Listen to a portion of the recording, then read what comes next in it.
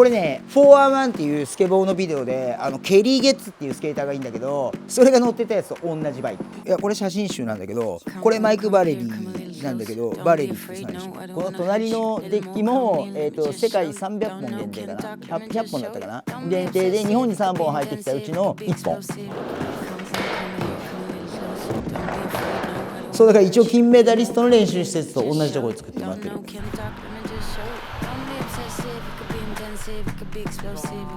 こんにちは、いらっしゃいませ。北村友和、年齢は48歳、出雲市出身、実家がここで、ここで生まれてここで育ちました。で今ここで、いろんなことやってます。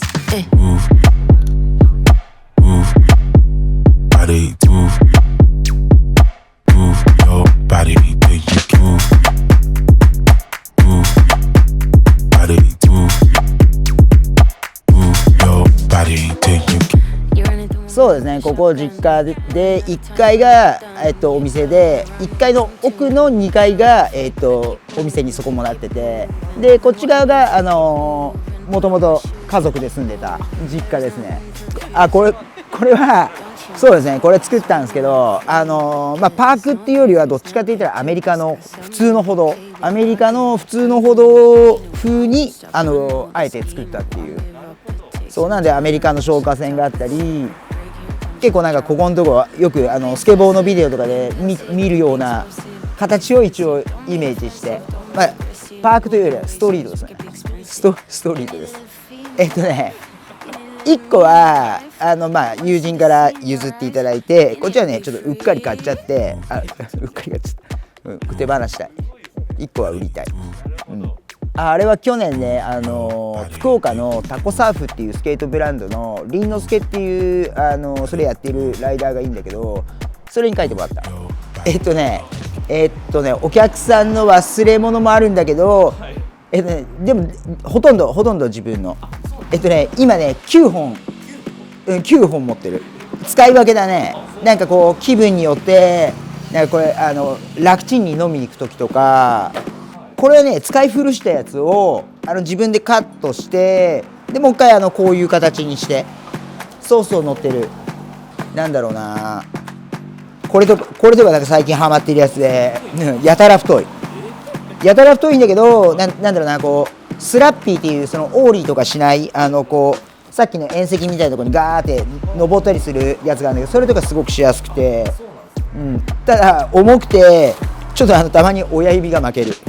そう、ここのザラザラ重いからさ、ザラザラが擦れちゃって、これはね、これが一番こうなんで、本気出す時用みたいな。そう、板回したりとか、これとか面白いよ。これね火花が出る。火花がここにねあれがマグネシウムが埋まってるから、そうこれね、ほらね、こすると火花が出る。そうで、こうタイヤウィールも一応なんかお客さんが乗り比べできるように一応全部違う、そういうのも一応ある。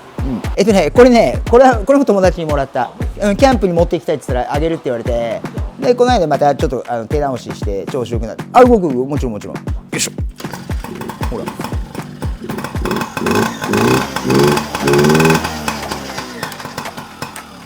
これね4R1っていうスケボーのビデオでケリー・ゲッツっていうスケーターがいいんだけど、それが乗ってたやつと同じバイク。スケーターには分かる。そう有名ななんかシーンっていうか、あれで乗ってるから。なるべく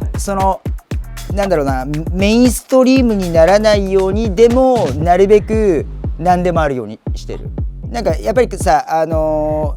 某何色スポーツだったかなとかに並んでるような商品も多少はあるんだけど、やっぱりそことは違う。やっぱこうねリアルなスケボー屋さんみたいな感じを一応目指してやってるから、そうだから逆になんかね、まだみんなが知らないブランドとかなんかそんなんの方が多かったりで、そういう中でもやっぱこう結構海外とか日本のそういうプロとかも来てくれるから、できるだけ会った人と関連あるところはなるべくこう取るようにしたいね。なんだろうな、結構俺個人的にはセオリーズって言ってここういう感じのちょっとなんか陰謀めいたデザインをモチーフにしたブランドなんだけど、そうこれやってる社長がジョシュ・スチュワートって言って、90年代からスタティックっていうビデオを作ってるんだけど、それの一番最後の作品が一昨年かなあって、わざわざ会いに行った。神戸まで試写会行った。そうそう、アパレルも出してるから。で結構ねパンツがスケートショップだとびっくりするぐらい売れないんだわ。だけど結構かなり去年からで60本ぐらい売れてんのかな。やっぱこうブランドイメージとそこのライダーとって感じかな。やっぱりなんだろうな、デザインだけで選ぶ時もあるんだけど、基本的にはやっぱりそのメーカーによってやっぱりこうちょっと形が微妙に違ったりだとか、やっぱりそのメインストリームよりのコンセプトだったり、アンダーグラウンド側のコンセプトだったりとかあるから、そこのとこはなんかこうね自分の好みっていうか、あとお客さんのある程度好みに合わせながらって感じかな。とりあえずあれかな、これかな。これはねトミー・ゲレロっていうプロスケーターの復刻のデッキなんだけど、それこそ一昨年去年だったかな、鳥取にライブで来た時にサインしてもらった。そうあとはねこの隣のデッキも、世界300本限定かな、100本だったかな、限定で日本に3本入ってきたうちの1本。これは長って言って BSKK 会社のあそこのビールのラベルデザインした時に個展で来たのね。そうでその時に俺前々からこう絵好きだなと思って、でその時に買った。そしたらさ、俺これ自分でさ、俺もこんなの作ってんだけど、ほらコンセプト一緒でしょ。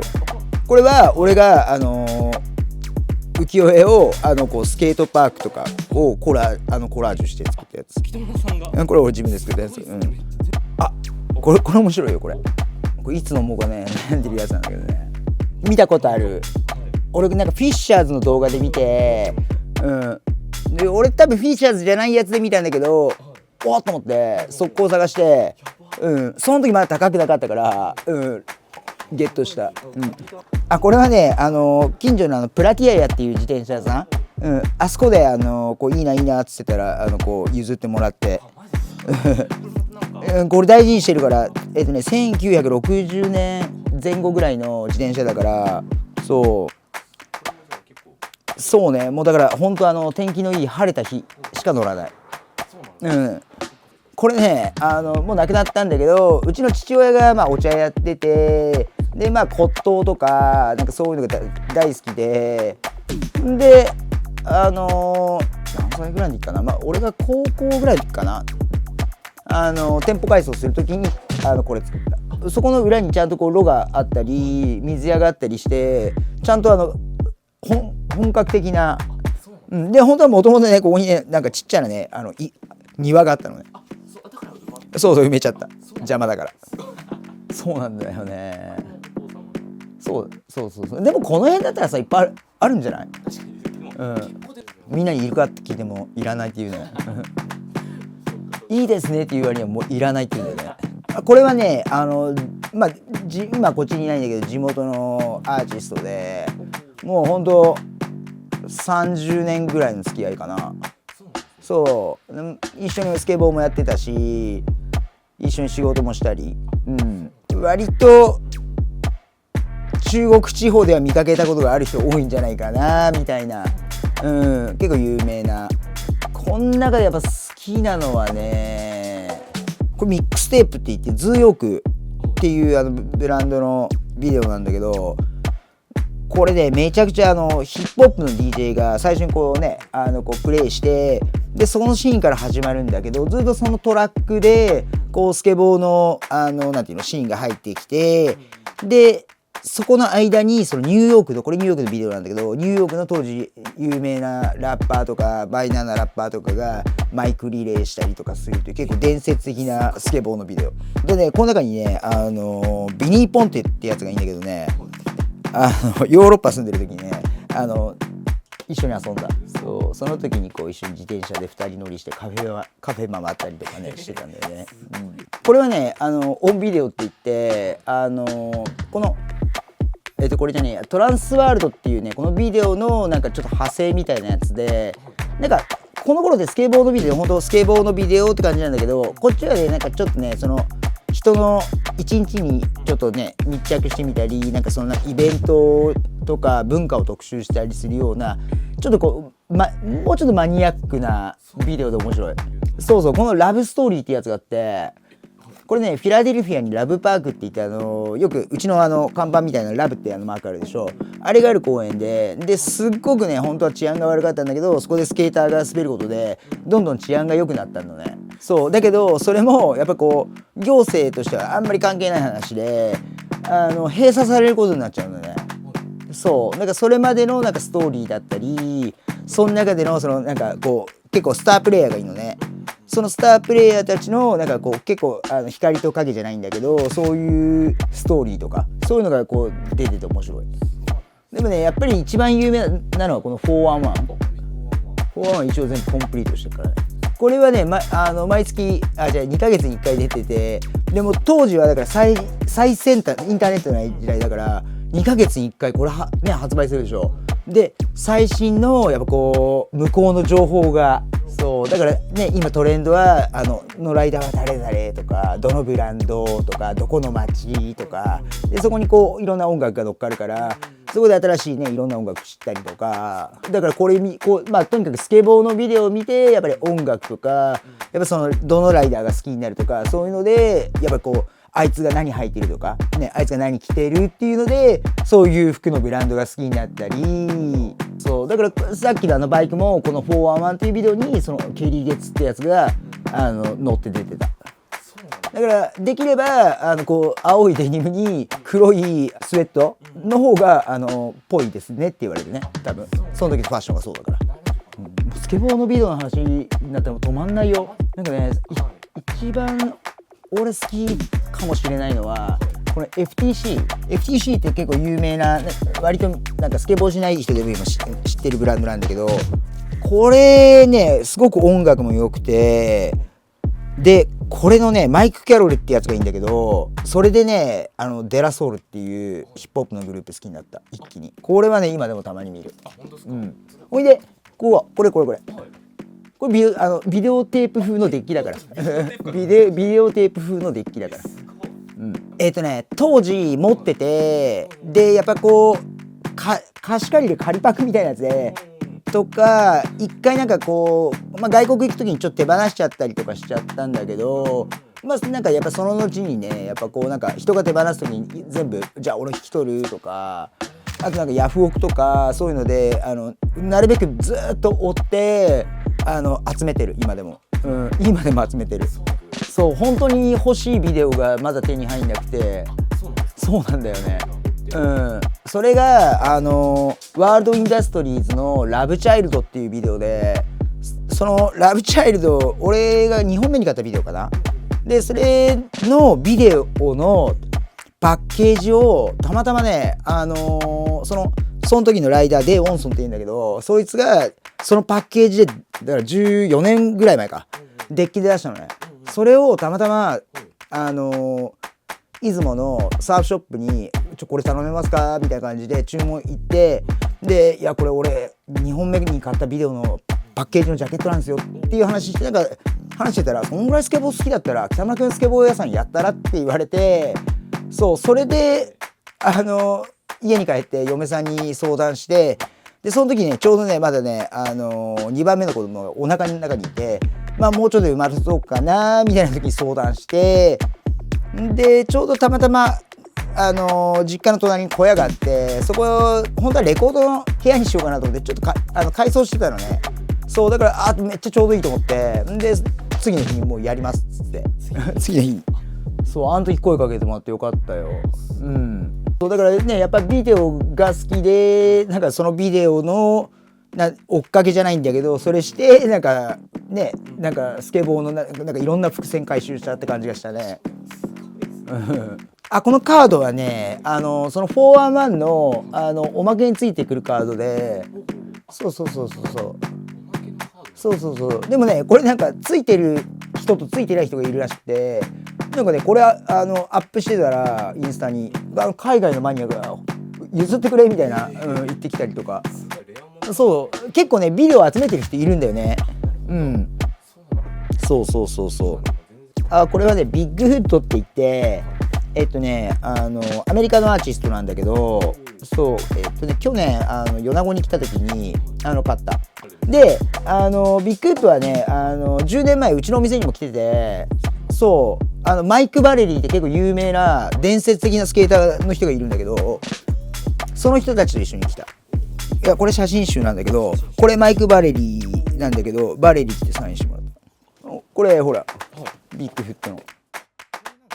そうそうそうそう、乗れるっちゃ乗れるけど、コレクションデッキみたいな感じ。シンプソンズとか多分ちょっといいベで高くなってると思う。結構あるよ、変な板いっぱい。変な板いっぱいあるよ。オレオとかさ、オレオとかさ、ほら上タートルズとかさ、10のやつ、あれねサンタクルーズのデッキなんだけど、いくらするんだろう今。結構高くなってるはずだよ。だからああいう変な板とかついつい集めちゃう。そうだからさっきのビッグフット、そうビッグフット来た時のサイン。そうね、この辺は一応オリジナルっていうか、このワンチャンクランとこのビアスレーブっていうのが今うちに一緒に暮らしながらデザインしてくれてる、そううちで作ってるやつ。そうでこれはうちのイボルのオリジナル、俺顔が俺になってる。本当これね、もともと ACDC っていうバンドのジャケットで、本当は ACDC になっててギター持ってるんだけど、EVOL に変えてスケボーに変えて、これもオリジナル。そうこれは40オーバースケートボーイズって言って、俺は40代だから、そうスケートボーイズって一応ね、皮肉を込めて。これ50歳になったら今度は50オーバースケートジェントルメンに変わるから。Yeah. These boys and girls, what you learn as I do my thing. Tell them class. もうちょっとで4年目。もともと DJ やってて、だからさっきのスケボーの流れで、なんかスケボーの音楽もだんだん最初の頃はパンクとかメロコアとかそういうの聴いてたんだけど、やっぱり向こうのスケーターがだんだんヒップホップとかそういうで、今度だんだんさっきのミックステープじゃないんだけど、東海岸の方に行くとやっぱDJ プレイっていうのをね、そのビデオで目の当たりにして、俺も DJ やりてえなみたいになって、そこからターンテーブル、自分家が電気屋さんだからね、自分家で撮ってもらって、らしいね。でもね、俺が小学校ぐらいまで売ってたと思うよ。うちは売ってなかったと思うけどね。そうなんか電気屋の一角にちょっとレコードコーナーあるみたいな。もうないんじゃないよね。俺が高校生ぐらいまでは本町にやってるかやってないか分かんないような電気屋さんの軒先のとこに一応レコードが並んでたの覚えてる。そうでそっからヒップホップが好きっていうので、みんな普通にどん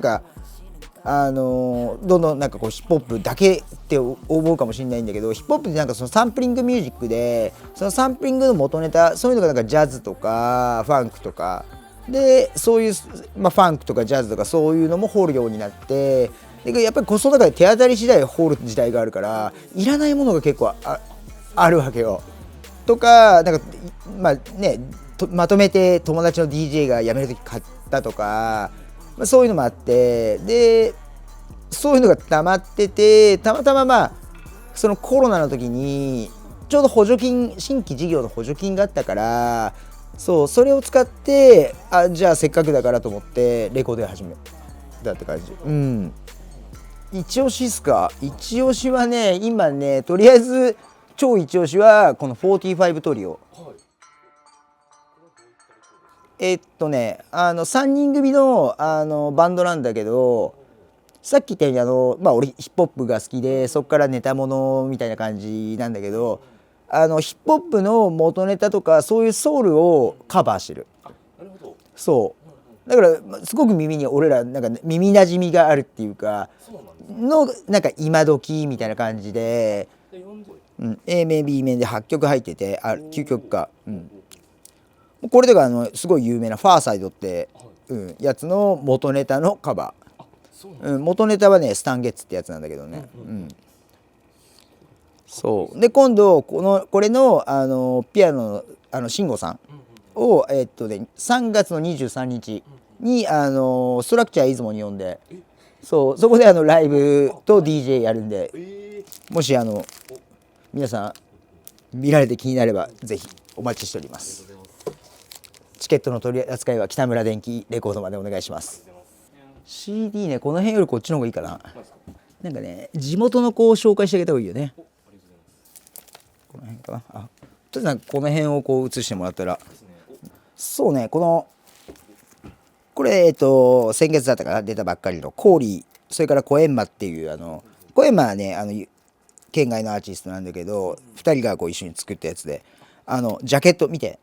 うちのそこのいろりだからね。今日はちょっとスピーカーとかいっぱい置いてあって散らかってるけど、片付けてる。そうこれの PV でうちめっちゃ映ってるんで、はい、よかったら地元レペゼンコーリー UMB 出たりして、ラップバトルに出たりしてる。もうほんと出雲っていうかもう島根のそういうラップシーンを今引っ張ってるやつだね。これがねうちのお父さんが生きてる時に北山の下のところのなんか川にはまってる鹿がいて、でそれを仕留めて持って帰って剥製にしたって感じ。結構でかいよね、立派だよね。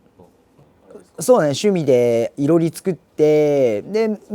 たまにね実際こう鍋かけて火起こして鍋したりとかおやき焼いたりとかしてたんだけど、レコード屋でねそれやるとねほこり舞っちゃうからね。だから今はあんまりいろりは使ってないって感じ。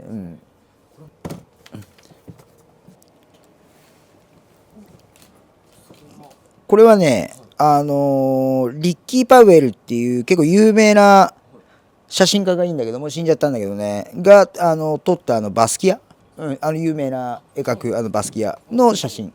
一番高いのなんだろう今。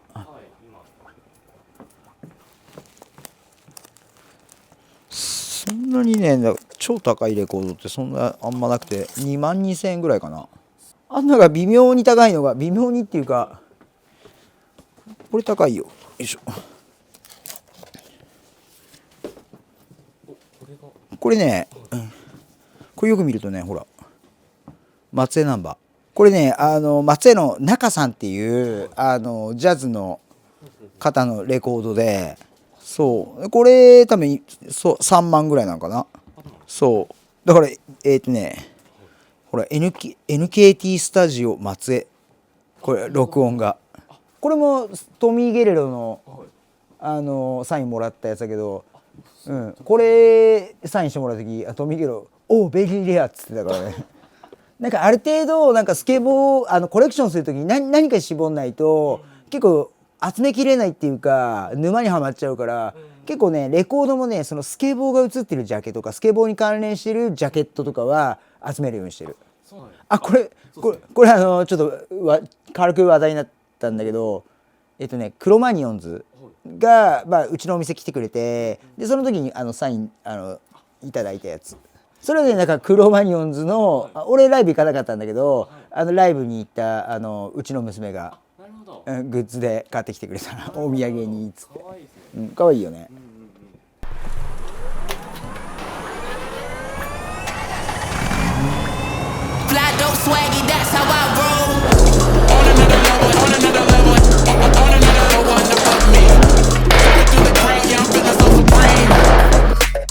コロナの時にスケボーがめちゃくちゃ売れてびっくりするぐらい、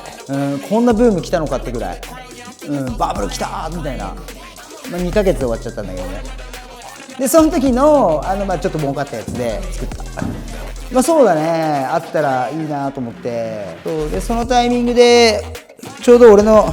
プロスケーターの友達がこういうの作ってる仕事やってたから、これはさっきあそ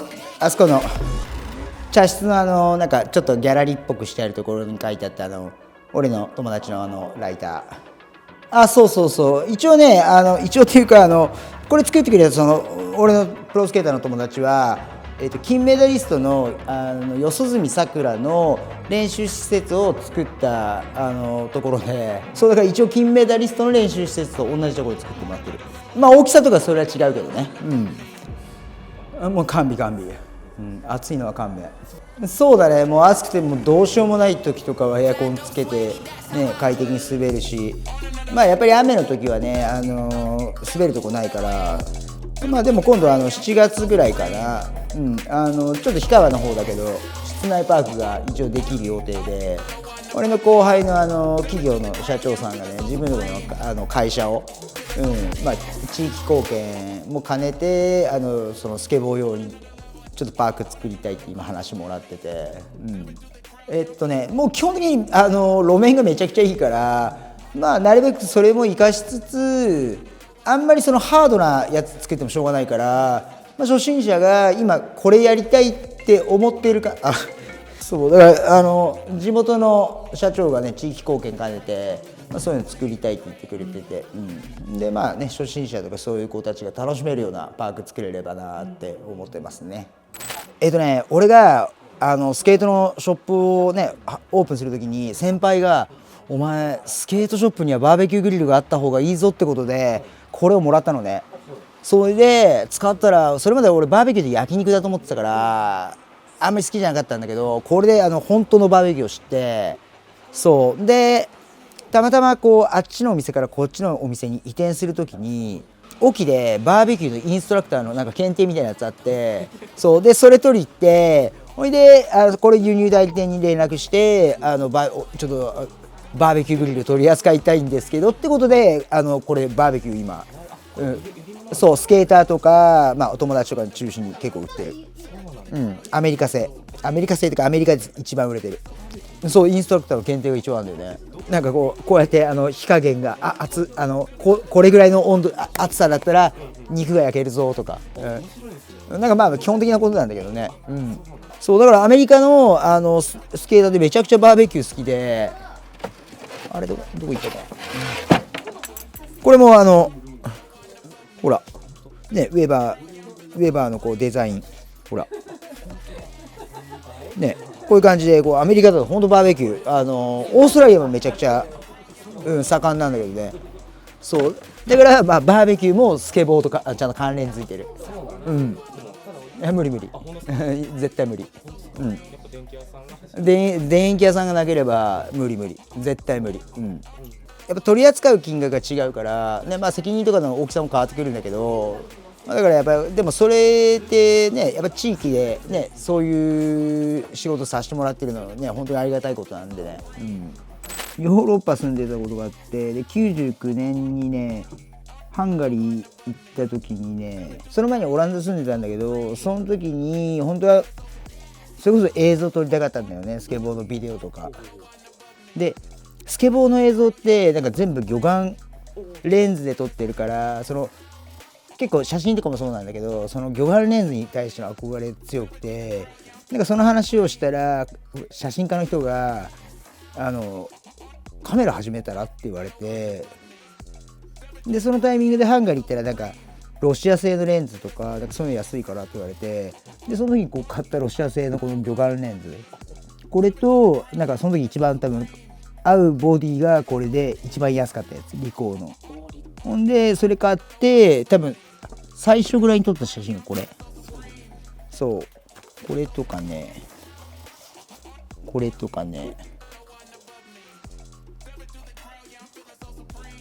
なんとかね、こんなんとか。ほんでこんなん撮ったらさ、もうなんか自分でさ、俺天才なんじゃねえかって思っちゃうじゃんねえ。そうほんで日本帰ってきてさ、なんか写真撮ってもあんまグッとこなかったのね。やっぱりそれ多分ね俺の腕とかどうこうじゃなくてね、全てがフォトジェニックな世界だったってことに気づいた。角だけとりあえず集めるみたいなね。そうぐらいコーナーいっぱいあるんだよね。そう結構かっこいいお店とかあったりしてね。そうこれとかも、これはパリかな、ほんでこれもっくんなんだけど、このもっくんの写真を撮った人にカメラやりなって勧められて始めたって感じだね。そう双子の子、それもパリかなんかかな。日本に帰ってきて最初にいい写真撮れたなと思ったのこれ稲佐の浜。なんかここに弁天寺もあって、でこれ20年ぐらい前だから、退社の小学生たちか中学生がこれ見て俺だみたいになったらウケるよね。これ小沢正道プロね。でこれねクイーンカルドナッツってニューヨークのプロスケーター。出雲のパークのオープンの時に来て滑ってね、いや俺つながりじゃなくて多分その時にあったサイコジェニックってお店があったんだけど、そこの代理店さんつながりで、ジャパンツアーみたいなやつで回ってきたみたいな感じ。これハッシーって言って大阪のプロスケーターでプロスノーボーダー。なんかねこの時ねこのフロントスミスかな、これすげえ多分何時間もトライしてこう悩むとかそうこれもねちゃんとビデオで撮っててね。これ赤熊プロでね。これはねデモンストレーションかな。結構人もたくさん集まったからね。めっちゃいる。出雲のスケボーの大会結構人集まるからね。結構20年ぐらいこうずっとやってて、でも今改修計画入ってるけどね。こんな感じ。そうだね、だからその時に子供だったのが今35、6とか、その小学生が35、6とかだからね。だから今一緒にこうねそいつらと一緒にこうスケボーの改修計画ねやったりとか、あとは一緒に飲み行ったりとか、やっぱり結構長い付き合いでこうそうやって一緒にこう協力しながらこうスケボーのね歴史をこう出雲のみんな作ってきたっていうのはあるかな。これはねお店を始めて最初ぐらいの時にマジェンタっていうフランスのブランドがあるんだけど、そこがこう来日してツアーするからってことで来てくれて、でその時に撮った写真。そうだね、結構いろんな人来られるね、いらっしゃいますね。その中でねうちのお店遊びに来てもらったりとか、レコード屋さんなんかね結構ね超有名人みたいな人が来てくれたりとかね。いやそれこそ黒マニオンズだったりジュンスカの、ね、森純太さんだったり、来ていらっしゃる。結構みんなレコード好きなんだよね。やっぱりスケボーはさスケボーの世界の方が強いからあれなんだけど、レコードって結構ねまたちょっと違うミュージシャンの人が集めてたり、スケーターが集めてたり、普通のおじさんが集めてたりって結構ニッチなんだけど一般層っていうか、なんかいろんな人が集めてるって感じがするね。特別大事なものってわけじゃないんだけど、なんかスケボーのそういうまつわるコレクションがなんかこう並べてあるって感じ。あったさっき言ってたラブチャイルドのビデオの話してたじゃん。あれのそのパッケージのピンバッジ。これは先輩がくれた。これはねインディペンデントっていうスケボーのトラック金具の部分のメーカーが出してるやつで、これ結構毎年みたいにコレクションで出てて、でその中でもねこのコンビプールっていうやつ、これもね多分 eBay で結構値段が高くなってるやつで、うちで5個ぐらい販売したんかな。で俺それまでサンダーってトラックに乗ってたんだけど、もうこれがどうしても欲しい。ササンダーに乗ってインディーのものをっていうわけにいかないなって思っちゃって、もう心をねインディーにね移籍した。もうそれ以来インディー、インディーずっと使ってる。基本的に灰皿。2段目だとこれカラーコーン、いわゆるカラーコーンなんだけど、これ九谷って俺の友達のよっちゃんっていうねやつがやってるブランドなんだけど、スケボーといえばこれをオーリーで飛べたら一人前じゃないんだけどそれなりの高さって言われてるあれがあって、で、それをモチーフにした一輪挿し。そう危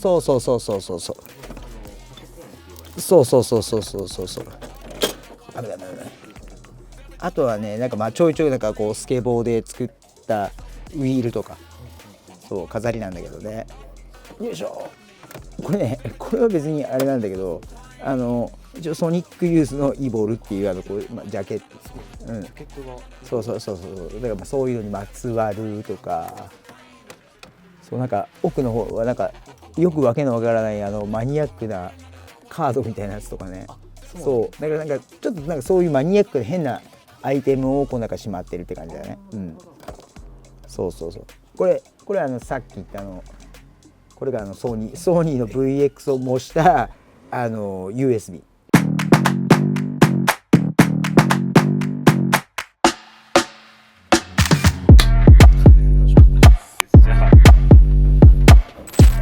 まず最初にスケボー乗ったのは多分小学校1年生の時に近所のお兄さんが乗ってて、それにちょっと乗らせてもらって、その時ローラースケートとか流行ってて、近所のみんなで乗ったのが初めてで、小学校5年生6年生ぐらいの時にバックトゥーザフューチャーとかポリスアカデミーでスケートボードがね映画の中に登場して、でそれで爆発的に流行るんだけど、そこに俺らもってなってスケボーを地元のパラオのスポーツ店に買いに行ったのね。でその時当時多分1万2、3000円かな、そんぐらいのやつ買って、で友達たちはホームセンターで3980円ぐらいのやつ買ってて、やっぱり全然滑りが違うのね。ほんでその頃みんなで浜山公園に行って、小学校の時ほんで浜山の公園の中の坂をみんなで下りまくってたのね。そうしたらある日俺らとは違うね、ちょっとお兄さんたちがいわゆる本格的なスケボーを持ってて、んで欲しいなと思ったんだけどね、その時そのお兄さんたちちょっと、怖そう、なんでガキンチョたちがスケボーなんてやってみたいな感じだったんだけど、今思い起こせば今でも一緒にやってる先輩たちだったんだよね、それそっからちょっとね俺サバイバルゲームにハマっちゃって、中学校の時代。で3年間やってたんだけど、中学校3年生の冬休みぐらいかな、たまたまっていうか、当時うちで働いてた若い人がいたんだけど、その人に結構いろんなスノーボードとかそういうのも教えてもらったんだけど、その人がいわゆる本格的なスケートボードを持ってて、んでどこで買ったのって聞いたら、どこどこのスポーツ店だと。じゃあ俺もそこに買いに行こうかなと思ったら、いや松江にねガドガドっていうスケボー専門店があると教えてもらって、でその時に自分のお姉ちゃんにその松江のガドガドに乗せてってもらって、でお年玉握りしめてって、でそこで最初にスケートボードのセットを初めて組んだ。で初めて行った時やっぱりねすごいちっちゃいお店なんだけど、お店の前にさおしゃれそうなスケーターがさ3人ぐらい溜まってるのね、ちょっと年上の。怖えななんて思いながら入ってって、やっぱり中入ったら日本じゃないみたいな雰囲気、日本じゃない匂いがするんだよね。でそれにやられちゃって、でそっからもう毎日受験があんだけど、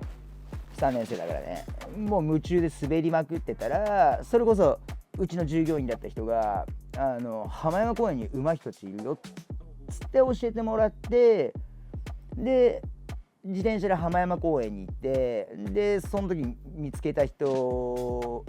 にこう教えてくださいっつって教えてもらって、でいきなりじゃあうちに来てスケボーのビデオ見るかみたいな感じで、ほんでスケボーのビデオ見せてもらったり、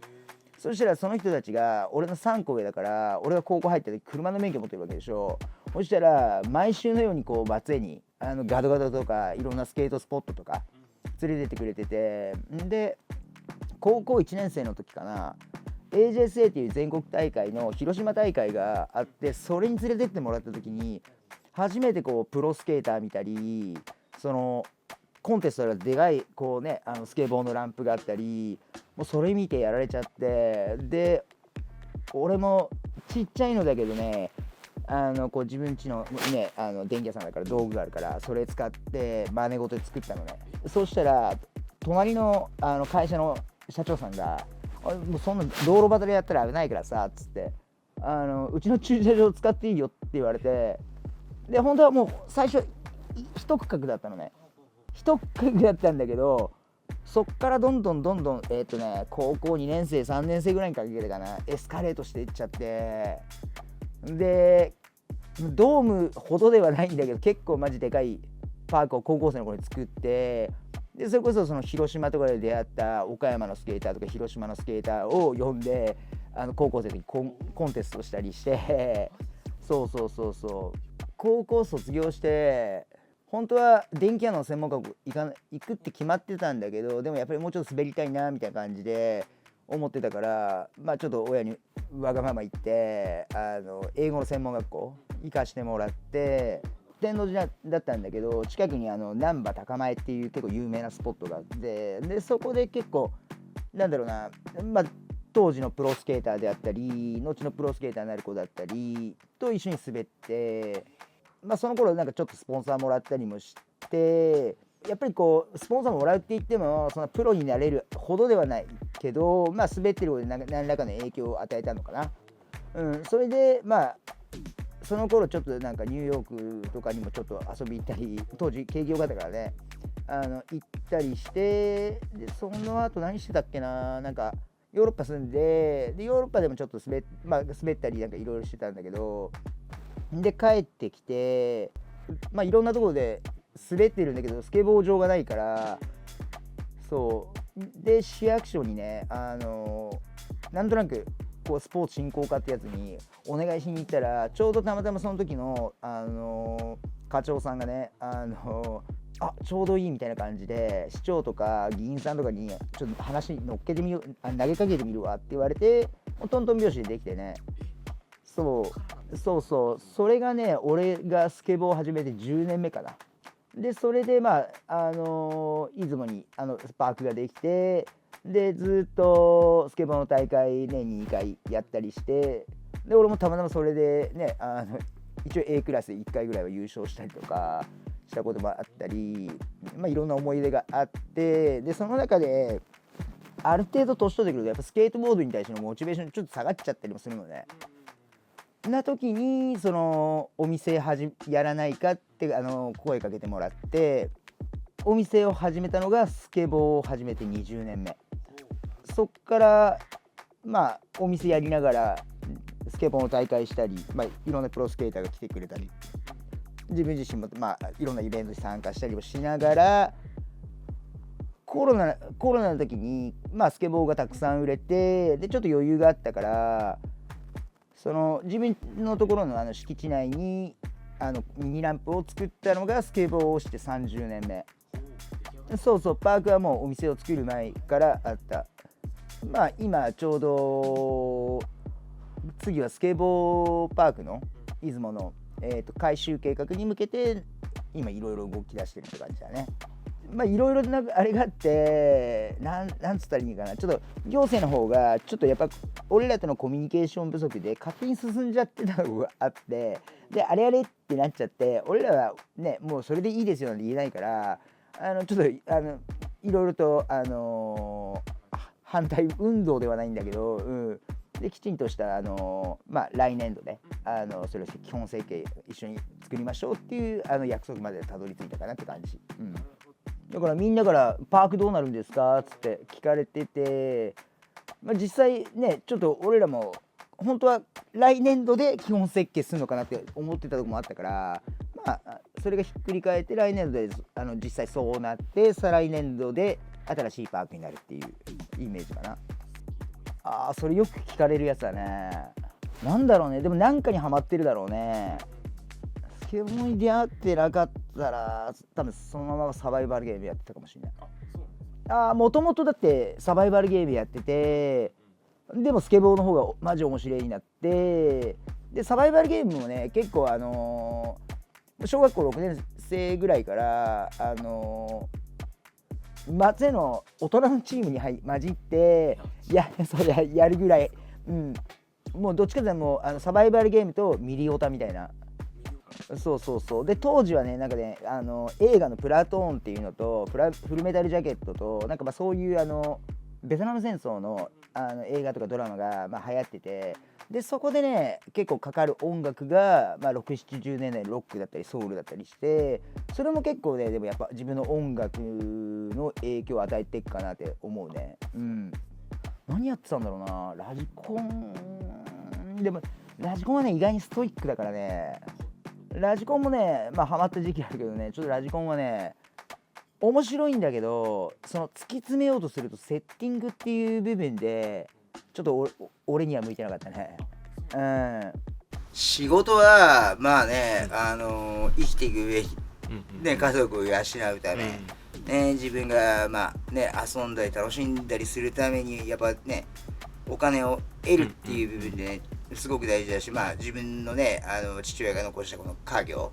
北村電気っていうやつがやっぱいろんな人からも信頼されてるはずだし、でやっぱりね本当電気屋さんっていうのは人の生活に欠かせないもの、ね、おじいさんおばあさんね子供からみんな使ってるから、できるだけ困ってたらねお金持ってる人持ってない人関係なくなるべく早く行ってあげて解決してあげたい。ほんでレコード屋さんとスケボー屋さんは、仕事かって聞かれたら、仕事っちゃ仕事なんだけど、全く逆で人の、生活には、ねいらないもの、でもいらないけど一部の人にとってはね多分必要なはずだし、そっから得れる、ものってのは多分ね一部の人にとっては本当に幸せなねものだと思ってるから、だからそこはやっぱり自分のやっぱりセンスとねやっぱ今までやってきたことをやっぱり表現しながらねこの2つのお店をやっていきたいなと思ってます。Body,